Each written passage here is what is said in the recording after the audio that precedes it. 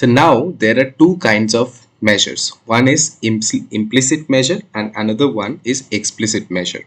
So implicit measure, so let me quickly show you what an implicit measure is and what an explicit measure is.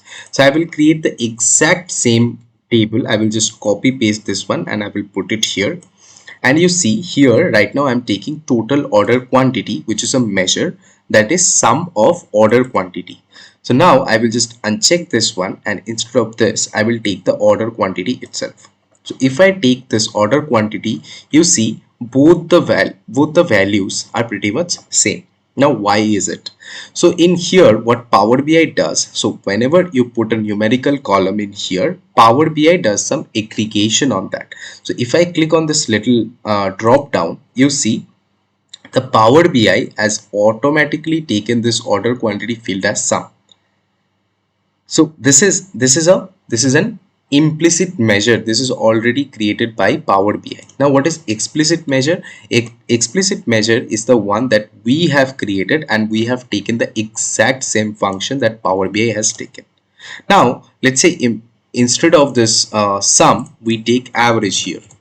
So if we take average here instead of sum, and if we just hit enter, you will see these values will change. They are pretty much all one, I believe. Yes, so they are all one. And in here now, instead of this, if I click on this drop down again, and instead of average, if I take average, you will see that these two numbers are actually same. So what is the difference between implicit and explicit measure? Why? I mean, we already have this option, but why do we create a measure for that?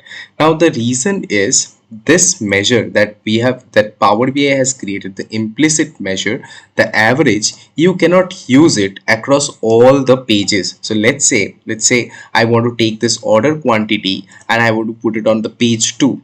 I cannot do that, right? I have to let's say in this graph I want to take the average. So what I'll have to do, I'll have to take the order quantity here and I'll have to make it average everywhere. So I'll have to do a lot of manual work.